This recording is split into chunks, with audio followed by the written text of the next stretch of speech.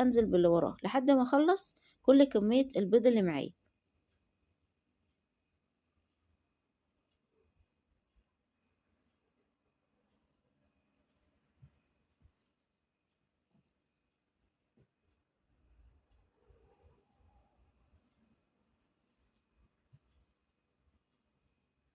بعد ما خلصت بقى اللي هما يعني كمية البيض اللي معايا اللي هما كانوا 6 بيضات، ابتدي ان انا احط الفانيليا بتاعتي، علشان خاطر ممكن احطها على البيض وهو نازل، وممكن احطها عادي كده، مش يعني في الحالتين هتدي نفس النتيجة.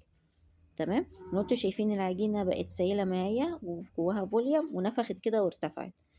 تمام. بصوا شوفوا على المضرب عاملة ازاي، هو ده القوام المظبوط. طبعا وانا شغالة اريح برضو المضرب من وقت للتاني علشان خاطر ما يبص مني. دلوقتي هنزل بعصير البرتقال بتاعي، وهبتدي ان انا اكمل ضرب عشان ادوب كله كويس. طبعا لو انت عندك ميكسر او عجان هتشتغلي بالميكسر او العجان، وهو هيكون افضل وهيديكي نتيجة احسن.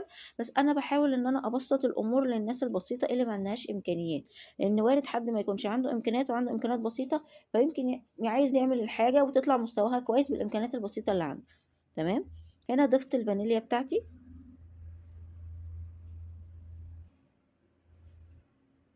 وهجيب بشر البرتقال البسيط مع جوز الهند وهحطهم. طبعا هما هنا بيدوني طعم وريحة في البسكوت وبتفرق. لو جربتوا الخطوة دي هتحسوا باللي انا عايزة اقوله. وهنا حطيت السمسم، مش كل الناس بتحط سمسم على البسكوت، بس انا بحب احط سمسم لان هو بيديني طعم حلو فيه. وهنا بفضي كيس البيكنج باودر، وخلوا بالكم لو عملتوا كيلو هتحطوا نص كمية كيس البيكنج باودر. تمام. وهبتدي ان انا اضربه كويس. تمام. لان انا كده خلاص يعتبر خلصت كل المكونات، والخطوة اللي فاضلة ان انا هضيف الدقيق على الخليط بتاعي، وابتدي ان انا امزجهم بقى كويس قوي. تمام. فهفضل اقلبهم كويس قوي قوي قوي لحد ما احس خلاص ان هم تمام، كل حاجه اتجانست مع بعضها، وصلوا للقوام تمام اللي انا هو ده اللي انا محتاجاه. تمام. شايفين القوام اللي انا محتاجاه عامل ازاي. تمام. بس كده اكون انا خلصت. ابتدي اجيب الدقيق بتاعي وابتدي ان انا افضيه. تمام. احط عليه سيكه كده صغيره او ذره كده من الملح سنه كده. تمام. وابتدي انزل بالخليط بتاعي فوق الدقيق.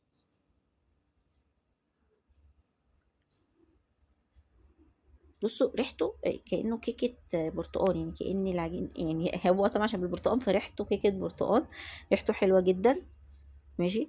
هبتدي ان انا اقلبه كده بأي حاجة، يعني اي حاجة معدن كده، اللي هو ادخل الدقيق كده في اللي هو ده اللي انا عاملاه، عشان انا مش عارفة وانا بسجل يجيلي الزمهمر والكلام يقع مني ومعرفش مش عارفة